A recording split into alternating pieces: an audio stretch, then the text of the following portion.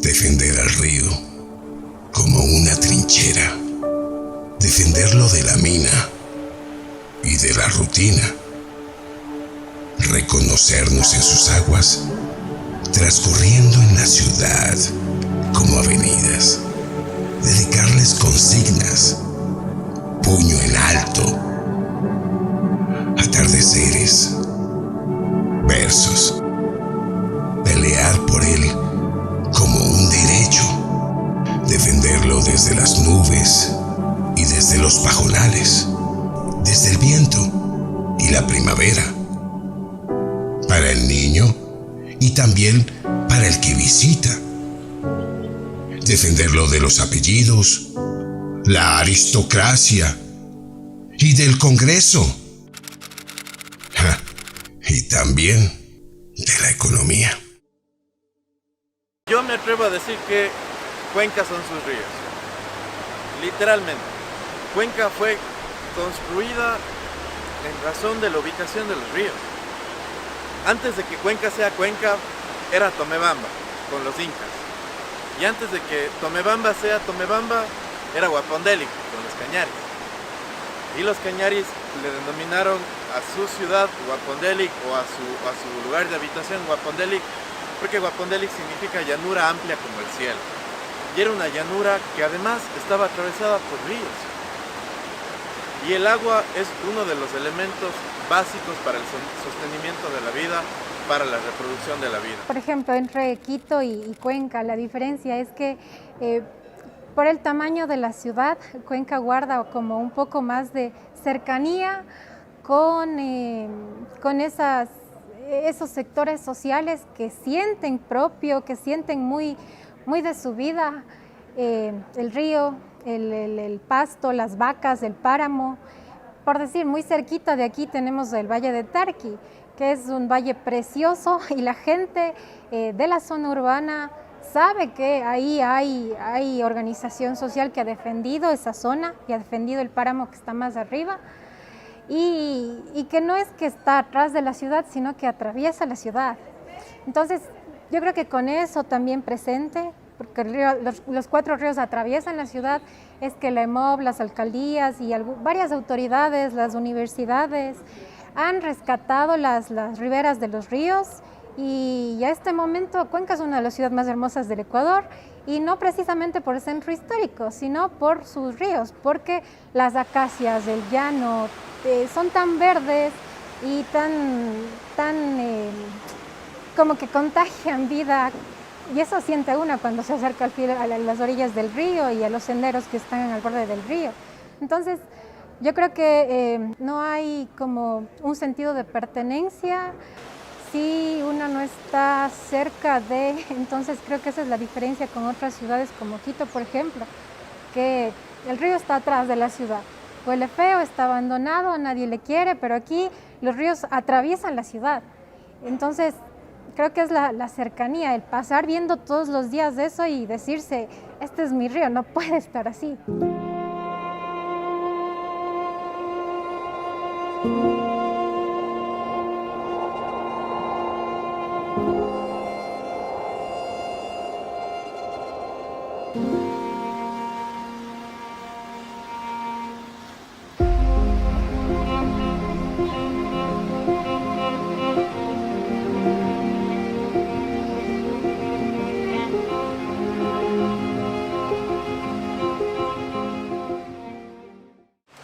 Estamos en uno de mis lugares favoritos, el río Tomebamba, al lado del puente Vidas Nos Queremos, donde prácticamente crecí. Aquí traía a mis novios.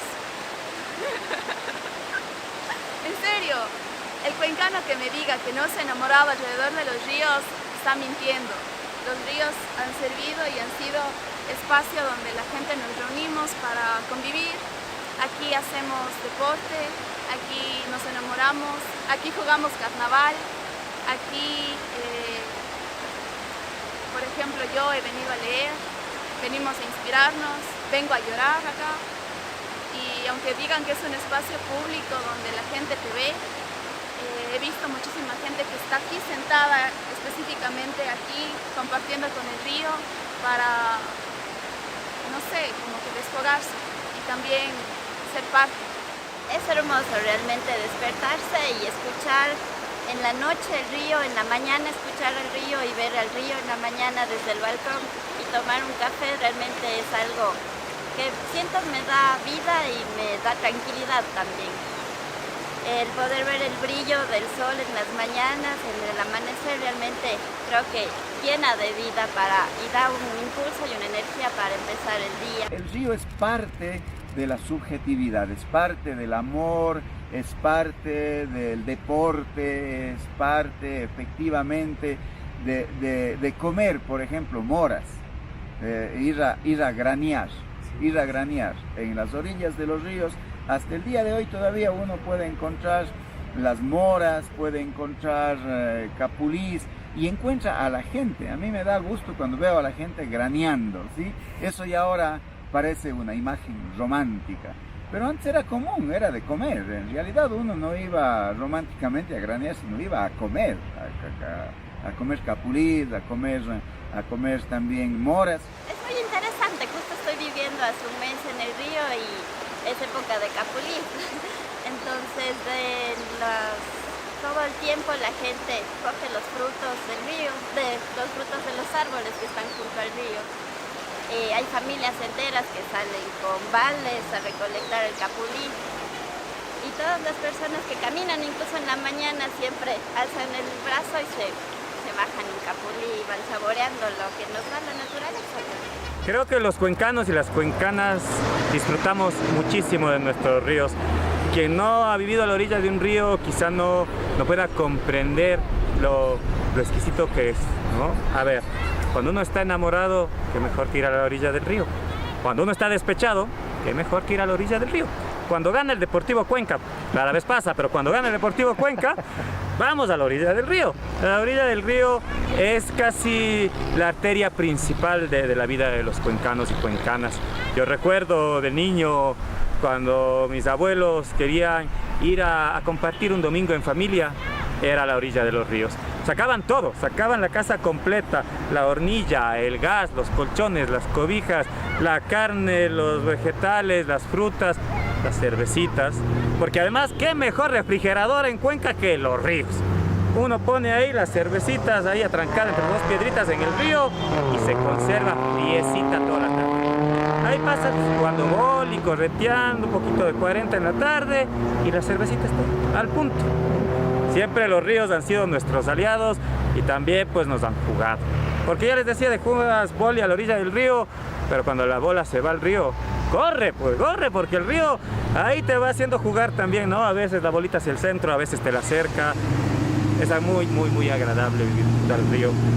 Tienes una brisa, tienes un frescor que te ayuda a escaparte del bullicio de la ciudad, de la vida frenética de una ciudad, pero lo mejor es que está en medio de la ciudad. Así que tienes ahí el escape de la naturaleza, del abrazo de esta Santa Ana de las Aguas, de esta Santa Ana de los Ríos, de esta bella ciudad de Cuenca. Yo sí soy muy contento de vivir en la ciudad de Cuenca. Indudablemente parte de mi alegría de vivir en esta ciudad es poder estar en los ríos. Cuando el río está suave, podemos observar que se siente una paz, una tranquilidad, es su serenidad. Pero también vemos a veces su molestia cuando los ríos se enfurecen, cuando están enojados, cuando están bruscamente sonando ese sonido brusco que a veces tienen, eso que no. Hay que saber entender, hay que saber jugar, hay que saber comprender cuándo debo meterme, no desafiar a la naturaleza, cuándo me debo meter a un río y cuándo no, cuándo debo respetar la braveza que hay dentro de eso y cuándo me tengo que quedar al lado de a mí, en mi lado, y respetar su espacio.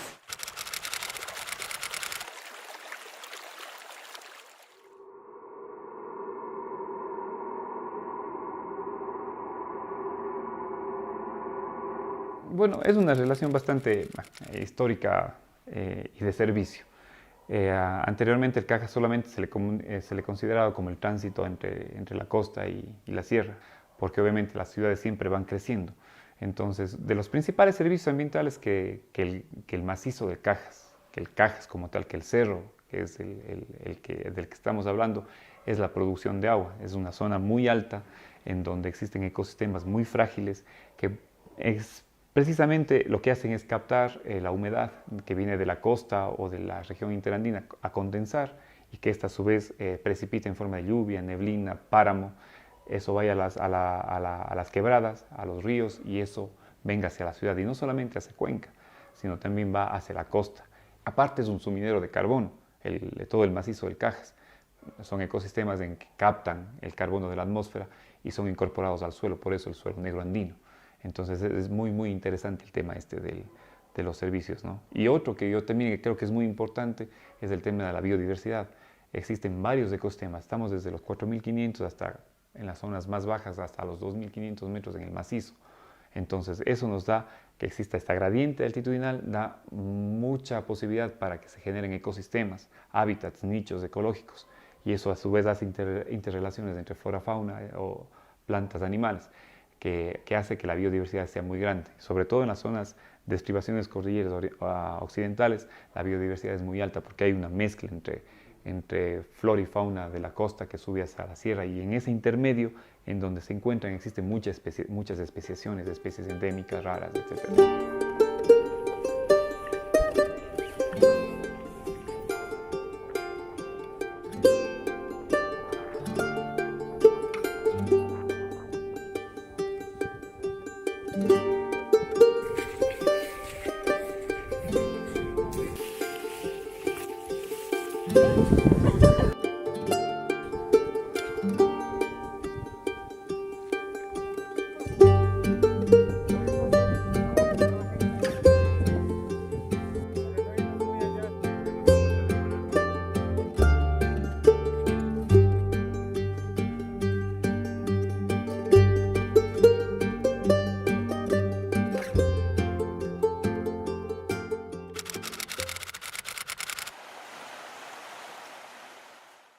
Están en la parte occidental del cantón Cuenca, están concesionados absolutamente todo. ¿Por qué? Porque ahí hay formaciones geológicas que propician a eso. Pero si esa minería no se da adecuadamente, puede ser un impacto muy grave no solamente para ahora, sino para las futuras generaciones, porque existen temas de contaminaciones, de acidificaciones, de lo que se llama el agua de mina, o el agua de escombreras, que si eso no se controla, si no se sabe manejar, eso puede estar cientos de años. Hay un ejemplo clásico en el cinturón cúprico ibérico, que desde los romanos sacaban cobre hace miles de años, y hasta ahora en algunas zonas hay vertientes ácidas, porque los sulfatos o sulfuros que vienen asociados a estos minerales se oxidan y generan ácido sulfúrico, por ejemplo. Y si eso no es manejado, puede ser de los mayores impactos ambientales y no en 10 años, a largo plazo. ¿Sí? Realizar actividades mineras en las zonas de recarga hídrica de nuestros ríos implica necesariamente reducir seriamente el caudal, porque la actividad minera, especialmente aquella de gran escala, remueve inmensas cantidades de material. O sea, son decenas, cientos de millones de toneladas de roca. Para poner un ejemplo, en el caso del proyecto Loma Larga, uno de los proyectos mineros estratégicos para el Estado Central, se van a remover 14 millones de toneladas de material durante 12 años de explotación. Esto representa lo que al ritmo actual Cuenca produciría en desechos en 70, 75 años. Entonces, es prácticamente como poner una bomba en el corazón de los páramos.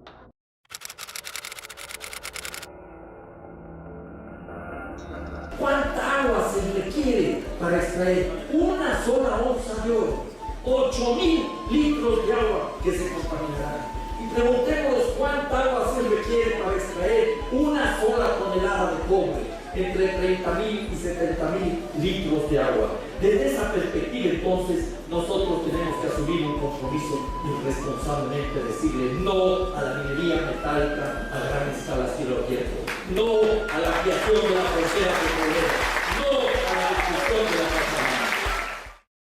Nos ponemos a hacer una retrospección desde hace cuánto tenemos una lucha por la defensa del agua. Yo creo que es bastante difícil poner una fecha específica, pero creo que los antecedentes más importantes que tenemos en Cuenca para llegar a este momento específico de la consulta popular por el agua, podríamos estar hablando más o menos de unos 25, unos 26 años.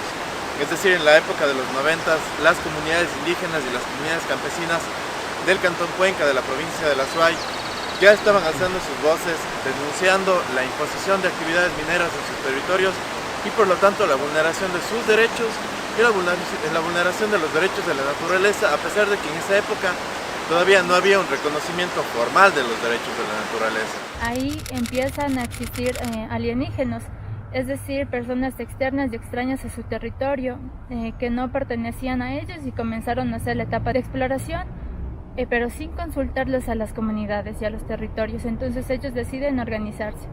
A partir de ahí, ya pasando la década de los 2000, toda esa fecha hasta el 2009 se dan manifestaciones masivas y en el 2009 se da una de las más grandes manifestaciones que colapsó en su totalidad al austro. Y de ahí me acuerdo que allá por el 2008 ya la cosa se puso tensa y nos tomamos 8 días la Panamericana Sur, que se comunica con el Azuay, Loja, Machala, el Perú. Después 2 veces nos tomamos por 8 días. De ahí viene la ley de minería.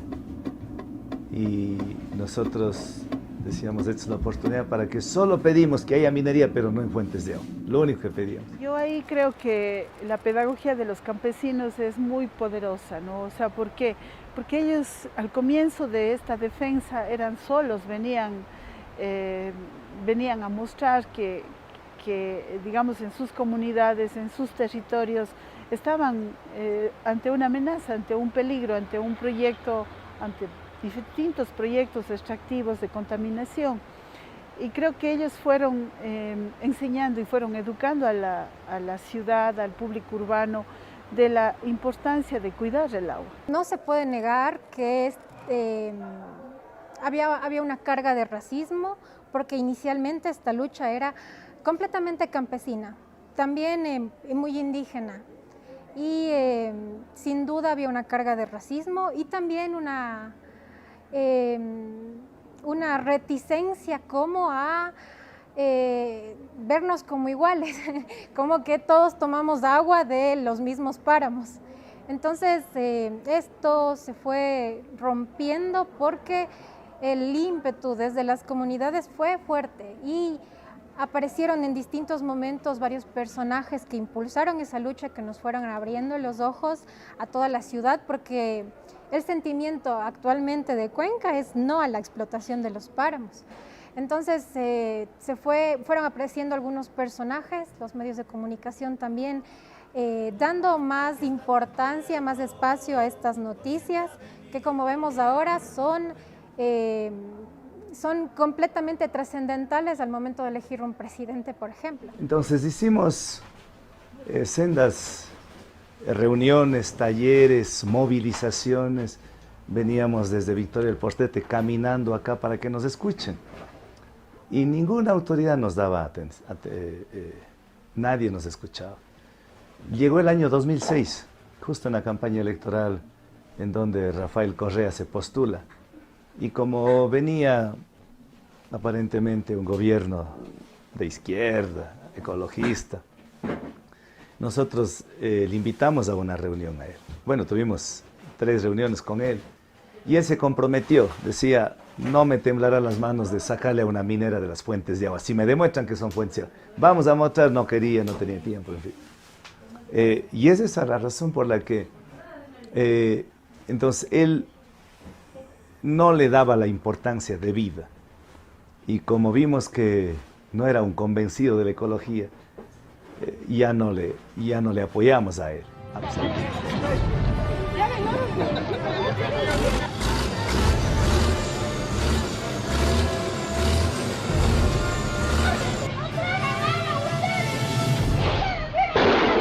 Yo me acuerdo, no sé, en octubre de 2019, cuando hubo la protesta y los cuencanos y las cuencanas y el Ecuador en general se levantó, cómo el río nos proveía de piedras, cómo el río servía para que nosotros también nos empoderemos y nos apoderemos de nuestras luchas. Entonces, así como el río nos da cosas, el río nos provee de experiencias, de recursos, también siento que los cuencanas y las cuencanas le devolvemos eso, porque es una relación entre varios deseos. Deben respetar, deben ser gente humana, no venir a botar bombas, pobres os maiorcitos aí rodando con las bombas, con esas balas que tocan.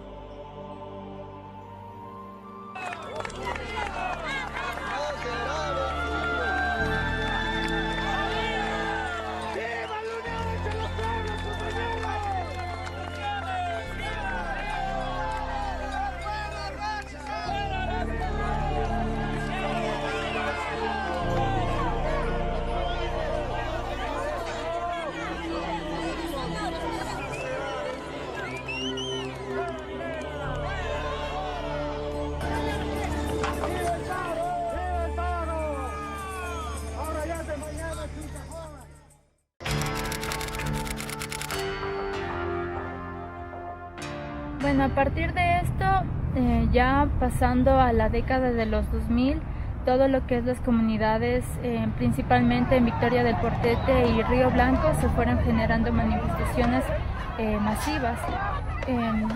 Un hecho importante es que en el 2004 se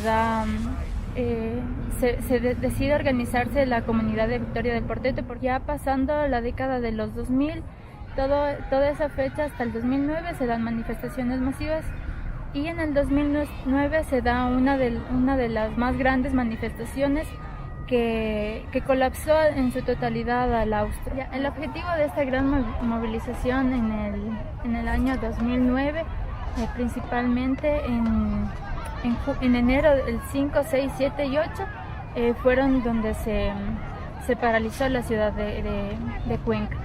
Ahí es donde Victoria del Portete y algunas comunidades de Río Blanco y de Victoria del Portete bajaron a hacer una movilización y a decir que no querían esto de la minería, de las actividades extractivistas, porque ellos sabían que a largo plazo iban a haber daños a perpetuidad, que no iban a tener agua, y ellos lo que querían era principalmente tener su agua, porque eso es vital tanto para su vida, su cotidianidad, su diario vivir y su comida. Dentro de esta fecha también es importante mencionar que algunos colectivos dentro de la ciudad de Cuenca y organizaciones deciden juntarse a esta lucha y a esta resistencia por el agua. El punto clave de transición donde lo rural y lo urbano deciden ejercer un apoyo para esta resistencia colectiva. Asumimos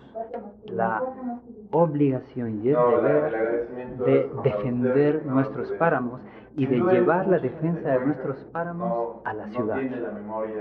Entonces, eso lo empezamos desde 2013, 2014, y creo que obviamente este no es un trabajo solo del colectivo Yas Unidos, sino es un trabajo en red, ¿no? Pero digamos, hablando desde la experiencia más personal, ¿no? Hablando desde la experiencia más cercana a mi colectivo, justamente empieza con una serie de actividades que estaban orientadas a concientizar y a involucrar a la población urbana en la defensa de los páramos.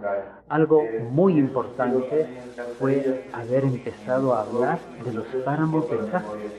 En Cajas, para la población de Cuenca, es un lugar sagrado, y cuando empezamos a decirle a la gente, es el Cajas, son los páramos de Cajas los que están amenazados, son las nacientes de nuestros ríos.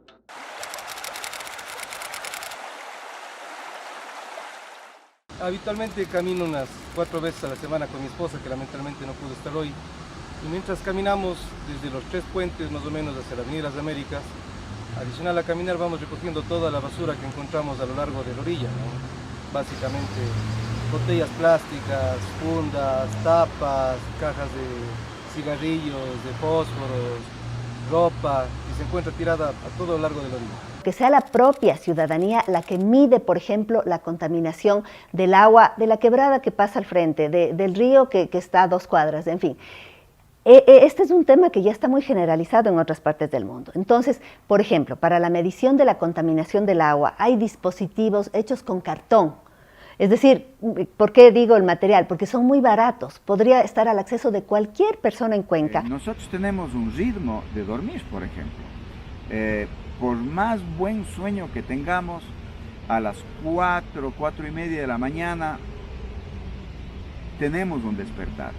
Así hayamos tenido otros despertares de la noche, pero hay un despertar, porque hay un concierto de aves que cantan, y además, por ejemplo, mi esposa no solamente dice que hay las aves que cantan, sino que hay una ave, un pajarito en especial que tiene un canto en especial, que es ese el que le despierta, ¿sí? Yo creo que le da mucha vida, porque en el parque lineal todos los días, a todas horas hay gente caminando en el río, y siento que también es un tema de dar vida a la ciudad, porque sin los ríos la gente no viene a las orillas del río, no hace ejercicio, no medita. Hay mucha gente que sale a hablar del río, a meditar en el río, entonces siento que sin el río se perdería esa vitalidad. Yo soy nacida en el Vado, en el puente del Vado, en el río Tomebamba, y claro, yo tengo la imagen de las lavanderas del río Tomebamba,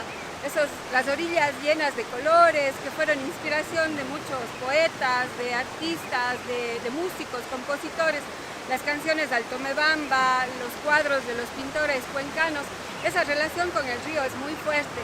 Yo creo que todos admiramos el barranco del río Tomebamba, las casas colgando, son parte de nuestra identidad. Yo bajaba desde el Vado hasta la universidad, 4 veces al día pasaba por el río, y claro, es esa imagen presente.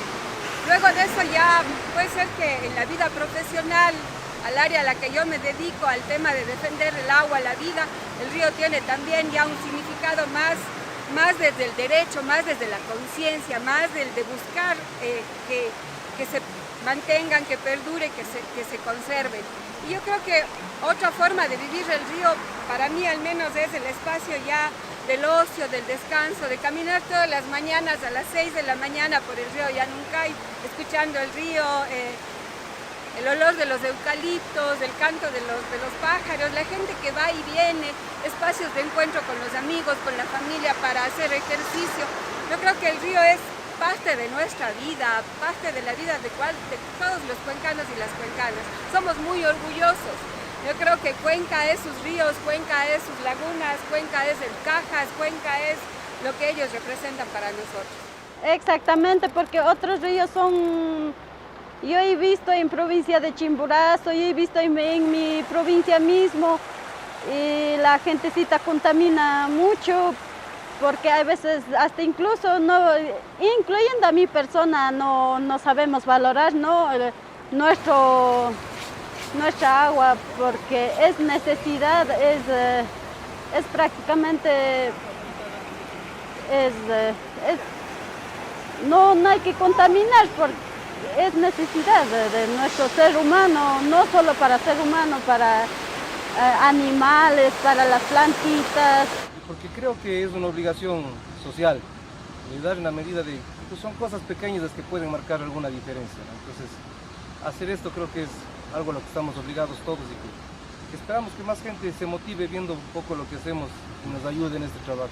Yo creo que un tema de conciencia con el medio ambiente, la verdad, nos desespera ver que nadie haga nada.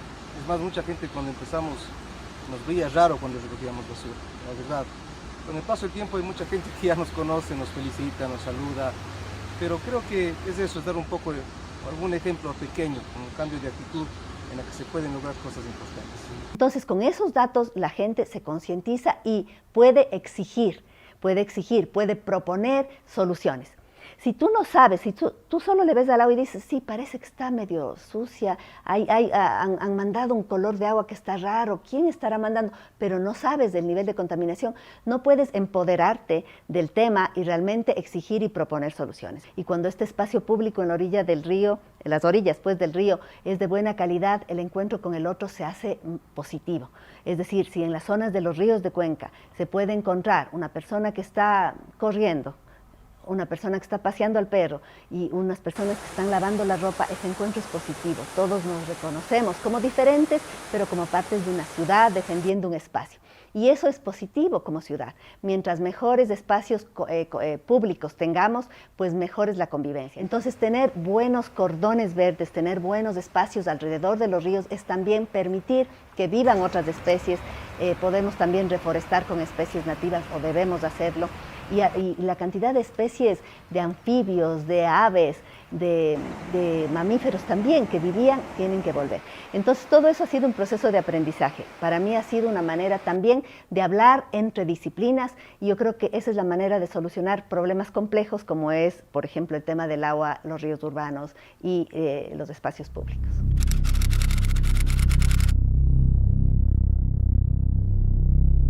Entonces, destruir los ríos que nos atraviesan, destruir los ríos que nos cantan, destruir los ríos en donde nos juntamos, destruir los ríos en donde nuestros abuelos aprendieron a nadar, destruir los ríos que están íntimamente ligados a la historia de Cuenca, es prácticamente asesinarnos como pueblo, como cultura. Sopesamos algunas vías por las que poder ir y librarnos al menos unos buenos años de la amenaza de la megaminería en los páramos, y optamos por la de la consulta popular, que es una vía potente políticamente, más con los resultados que se obtuvo a pesar de la situación tan complicada, porque estamos en pandemia, apenas iniciaba la pandemia y todavía había un miedo grande en la ciudadanía. Entonces, con todas esas condiciones en contra, logramos algo que ahorita lo sueñan muchos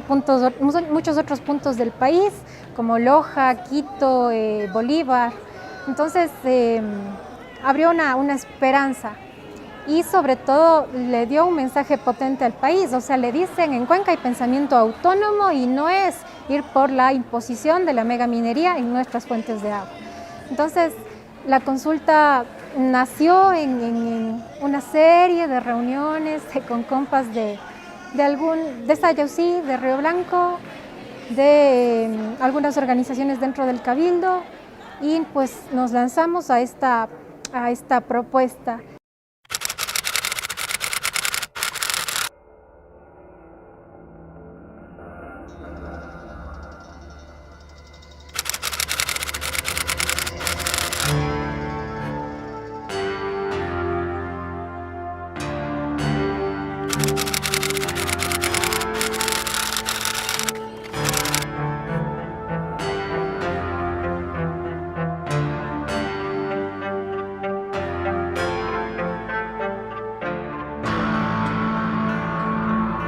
Diciendo que vienen a hacer, que van a hacer turismo, que esto es bueno para el turismo, y después entonces ya iban sacando muestreos de piedras. Nuestros papás, por ejemplo, mi papá llegaba diciendo que van a hacer, que están sacando muestras, y llegaban con cosas así de la ciudad, canastas de comida de la ciudad. Para los niños traían harta cantidad en caramelos, las canastas llegaban con sus buenas canastas de víveres de la ciudad, con pavos, todo, a convencer a la gente en el campo. Estas son las muestras que sacaban en las perforaciones, más o menos de, yo que sé, unos de 200, 300, 400 metros, y hasta 600, 800 metros sacaban, o sea, de profundidad, y en eso, o sea, como que algunas partes les fallaba, entonces como que metían cemento para adentro para que se venga a endurar, y para poder seguir sacando el material. Estas cajas de muestras, esto se trasladaban en caballos de las pozas donde hacían las perforaciones, y para sacar acá, para que que le analicen que el material como está aquí acumulado. Después, cuando ya ellos mismos han aclarado que van a hacer minería, entonces igual les seguían convenciendo a toda la gente diciendo que la minería va a ser buena, que van a sacar recursos, que van a sacar desarrollo en la comunidad y buenos trabajos, por ejemplo. Del inicio a la gente han sabido la empresa pagarles buenos sueldos, buen dinero, y después ya va cambiando de estrategias y van cambiando de la gente, van cambiando dividiendo las comunidades y cambiando lo que es los sueldos, ya van bajando de precio, van bajando la gente de trabajo, ya no les dan trabajo como ellos ofrecen. Sí, bueno, aquí hay, ellos analizaban algunas calidades de material, más o menos como que yo hasta que llegué a saber, que me llegaron a contar y llegué a saber que habían 7 clases de material. Había plata, había oro, había otro material más caro que el oro y bueno, en fin, más materiales había, más, como decir cobre, todo eso había. Contaminaban, ponían, en fin, de cosas, para poder, y con agua que le bañaban, para poder sacar el material. Ponían grasas, ponían unos líquidos, ponían unos granos blancos, como decir, uno no se tiene estudio, no se puede dar todos los datos, pero ponían en fin, de materiales, de líquidos, como decir, de cosas. Ese líquido ya se iba en el agua, bajaba todo ya a las holladas y para poder caminar para la parte baja. Para este lado el río Chorro, más o menos todito se une una sola y va para toda la costa, para Chilca Playa, para Puerto Inca, Tamarindo, y se va largo a Naranjal. En este caso no podría decirle porque no hay estado presente y no sé ni cómo lo hicieron ni quién lo hizo.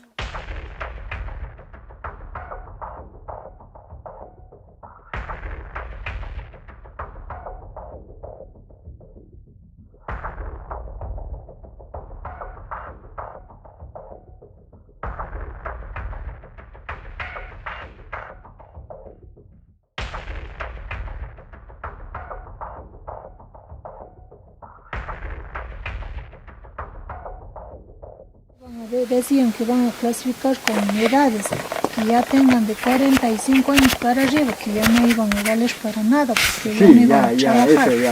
Entonces, incluso la misma estrategia de la otra empresa minera, de lo que es la canadiense, la empresa MC, ellos mismos ya votaron un montón de gente, ya no dieron trabajo ni hombres ni mujeres, ya escogiditos trabajábamos.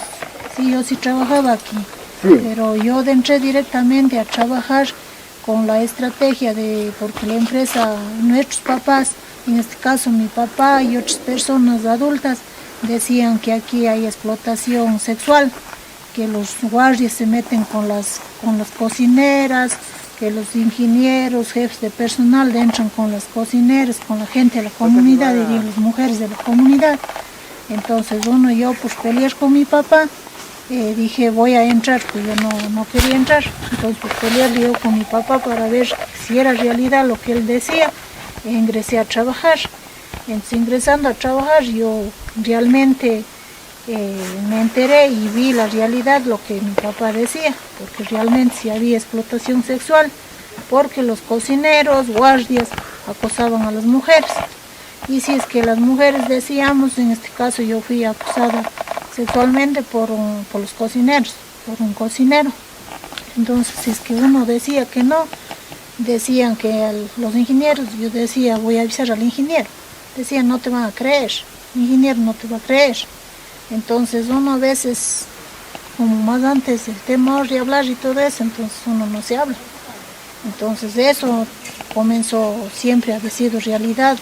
Muchas cosas de lo que nuestros papás o las otras personas decían no había sido realidad, porque muchas de las mujeres de las comunidades se metían con guardias, con jefes de personal, incluso ha habido hijos también aquí. ¿Por qué? Porque a través de eso es los jefes de guardias o jefes de personal, mejor dicho, les tratan de convencer a las mujeres y también destrucción de hogares.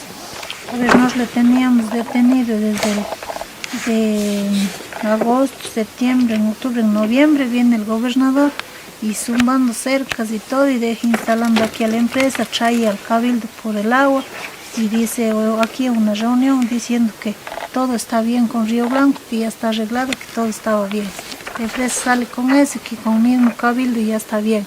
Total, nosotros estábamos todavía ahí peleando y nos mandaban a enfrentar con los mismos gente de las comunidades, ni tanto Río Blanco ni tanto Cochipamba, y se enfrentaban con nosotros y que peleamos prácticamente.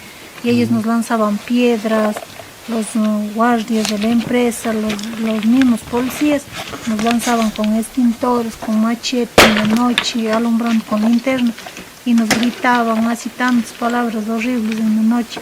Y yendo con el machete en la casa donde pasábamos, iban a correr el machete con los extintores y la gente corriendo pues, a esconderse por ahí, porque ellos no les importaba, diciendo que aquí les acabamos, les matamos, y cogiendo piedras y lanzando y botaron, rompiendo el techo.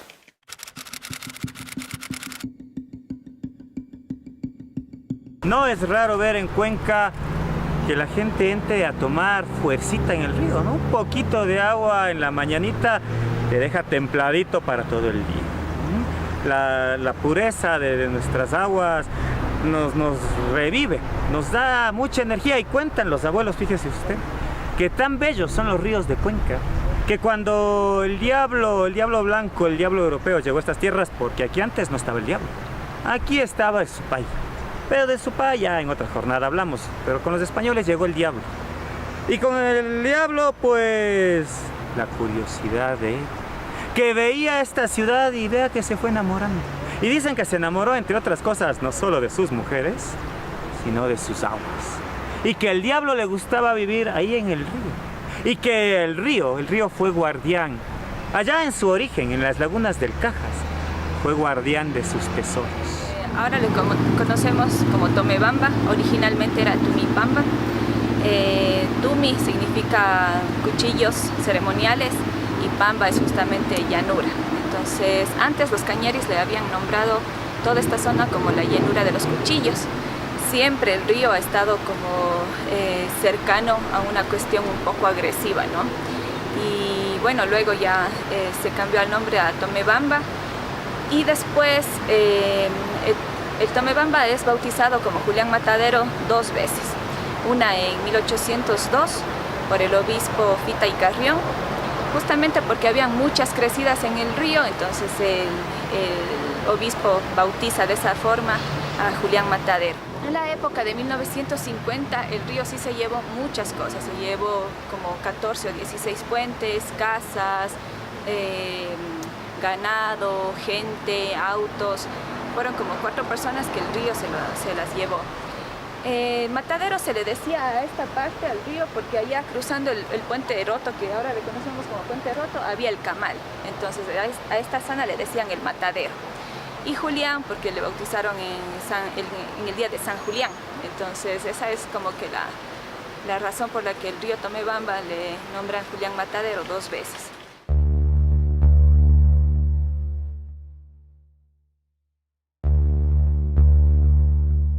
Estas agüitas le hacen las madres carmelitas. Esto es de Flores, Montes y Valeriano. Bueno, los montes por lo general los traen de la feria, porque allá llega la mayoría de los montes. Lo importante del agua, como le contaba, es curativa, ¿no? Por eso es que se vende el agua, ¿sí? No es cualquier agua. Entonces, no, o sea, de ahí de protegerlas a los ríos de nuestra ciudad, la de Cuenca, pues, sí ganó. Quisiera las autoridades que pongan mano dura sobre eso. Hablando del agua de Pítimas, que es un agua con muchos elementos y es un agua que no es que tiene una receta secreta, aunque sí la guardan con mucho celo las monjas la fórmula, pero en realidad se hacía con las plantas que habían en el jardín, con las flores que habían en sus jardines.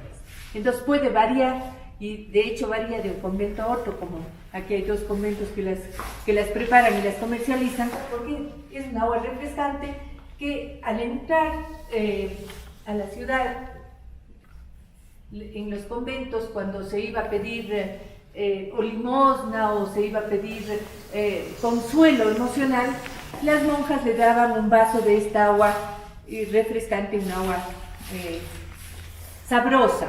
Y lo que dicen es que era tan buena y daba tanto alivio, tanto a la sed como a la sensación esa de angustia que se podía tener, que se pedía un piti más. Piti en quichua significa poco. Entonces, un poquito más, un piti más, por favor, y quedó como el agua de piti más. Ese es el nombre más, o esa es la definición, la interpretación más reconocida del nombre de piti más. Bueno, ese proyecto que se hizo en colaboración con la Asociación de Yachas Pumapungo fue buscar lo que tenían en común esas mujeres que desde hace, en el caso de estos son hombres y mujeres, porque los curanderos no son necesariamente solo mujeres, aunque la mayor parte de las que se dedican a las limpias son mujeres, pero también hay hombres. Y las monjas, que son las que curan cada una desde su visión del mundo, el alma y el cuerpo, con las mismas fórmulas de hojas y con los mismos rezos. La mayor parte de los rezos de las yachas son rezos católicos, y lo que se piden es que se aleje el diablo, pero el diablo es el mal en un sentido más amplio. Y las monjas lo que tratan también es de curar esos males del cuerpo y del alma que uno tiene, que lleva a dejar en las iglesias a través de las misas, a través de la oración. Y justamente el sentido fundamental del claustro es retirarse del mundo para salvarle al mundo y obtener ese equilibrio en este mundo donde hay tanta maldad, en un espacio donde solamente se desprenda energía positiva.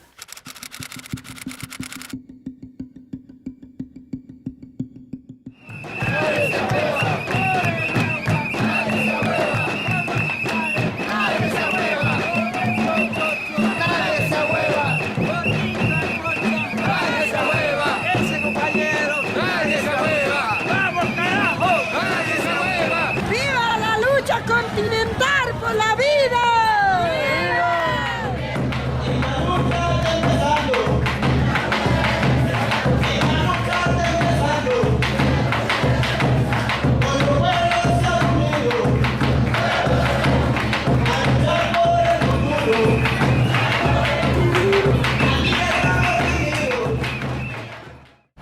Desde siempre ha sido la lucha, ya sea con paros, huelgas de hambre, cerrar las vías, o sea, es una lucha más fuerte, pero esto de que incluir el arte para hacer conciencia, llegar a conocer la importancia de nuestra agua también es algo muy importante. Por parte de la Universidad de Cuenca, la cátedra de Gestión Socioambiental de la carrera de Sociología organizó un evento llamado La Palabra que Labra. Fue una maratón de poesía para los 4 ríos de Cuenca. El 30 de enero se estuvo leyendo de forma simultánea en 4 ríos de Cuenca, poesía, cuentos, música, todo dedicado a los ríos de Cuenca. Esto como una forma de concientizar la importancia del agua y de eso, de demostrar que no es tan solo para adornar, sino que es parte de nuestras vidas y que son muy importantes los ríos para nuestro día a día.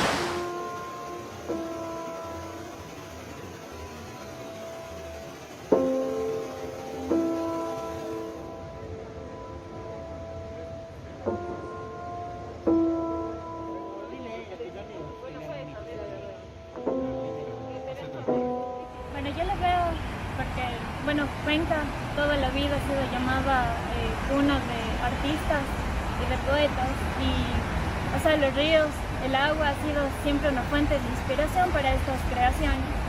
Entonces, ¿qué más importante? O sea, que leerle la poesía a los ríos, que ha sido esta herramienta para dar inspiración a muchos poetas. O sea, me parece muy adecuado. Estuvimos 4 horas en 4 diferentes lugares, entonces sería como un total de más o menos unas 20 horas de poesía. Yo creo que los ojos del mundo entero están puestos en lo que va a pasar aquí.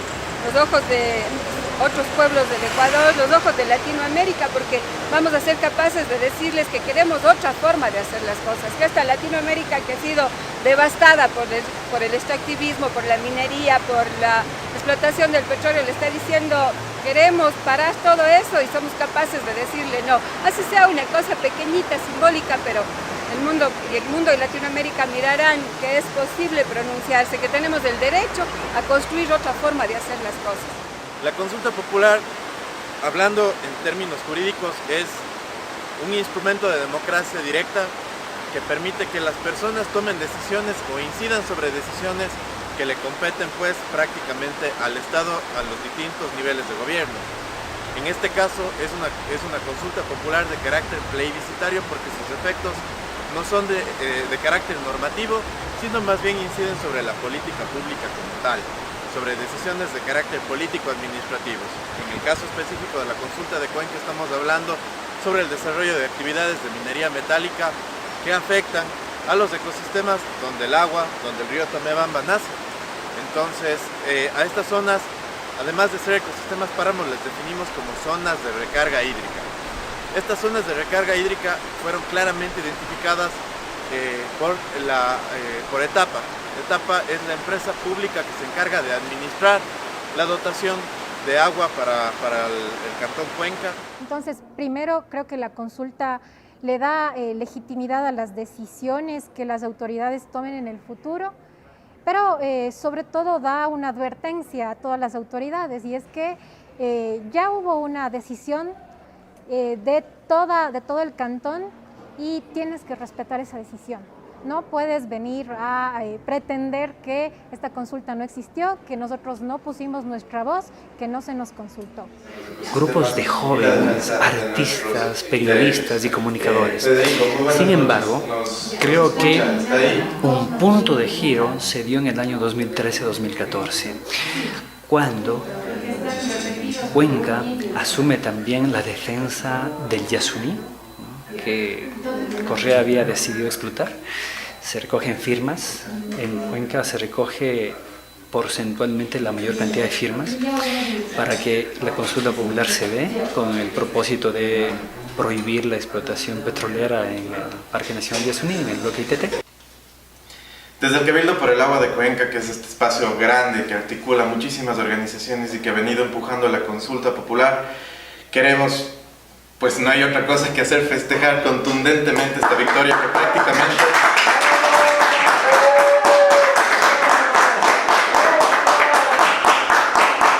una celebración grandiosa.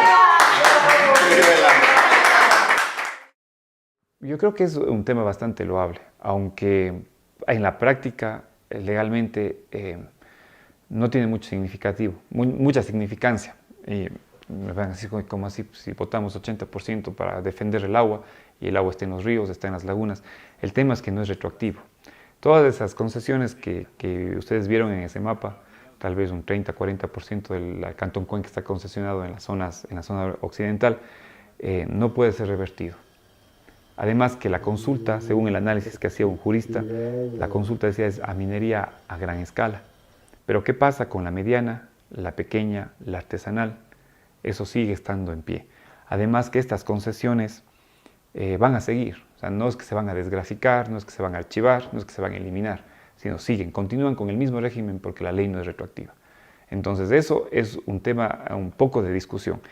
en que ahora las autoridades que se están yendo a posesionar nuevamente comiencen a hacer efectivo eso. O sea, de aquí en adelante, ¿qué va a pasar con las concesiones? ¿Cómo las vamos a otorgar, no las vamos a otorgar? Ese es el boom. Ahora, lo interesante de este ejercicio ciudadano es que se creó una conciencia de defensa colectiva. O sea, estamos en defensa del agua, o sea, sin poner temas políticos.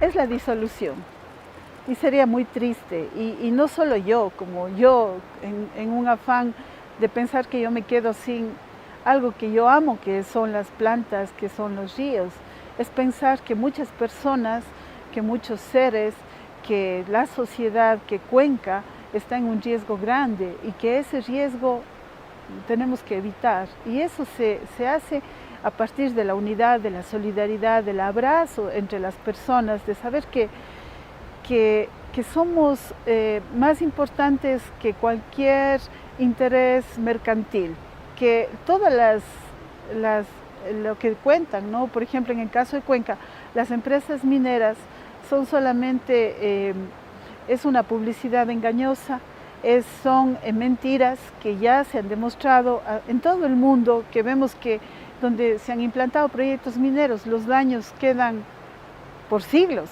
Así que creo que no soportaría la tristeza. Me voy de aquí donde haya río, a donde me pueda sentir como viva, porque oír el río no es cualquier cosa. O sea, creo que mucha gente tal vez no le encuentra la belleza, pero mucha gente sí, cada vez es más.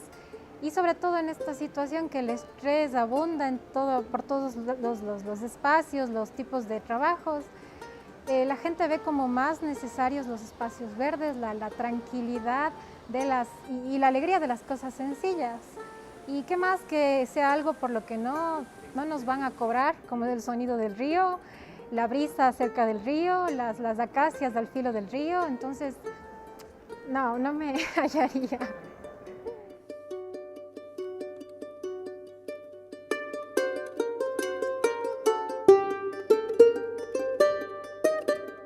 Creo que ahí la relación del agua, la universidad y la ciudad es íntima y podemos dar mucho todavía. Creo que tenemos mucho por hacer, hay más que investigar y obviamente dar información y datos para la toma acertada de decisiones.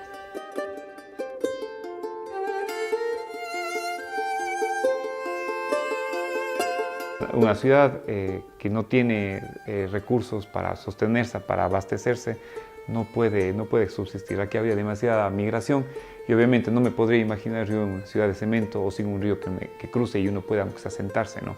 Mi parte favorita de la ciudad es el Otorongo, por ejemplo, es sentarme y ver un río, estar tranquilo, estar viendo el agua, contemplando el atardecer. Entonces no me podría imaginar sin un río limpio, por ejemplo, o el mismo hecho de poderle ver. Y aquí tenemos el privilegio de estar cercano a 4.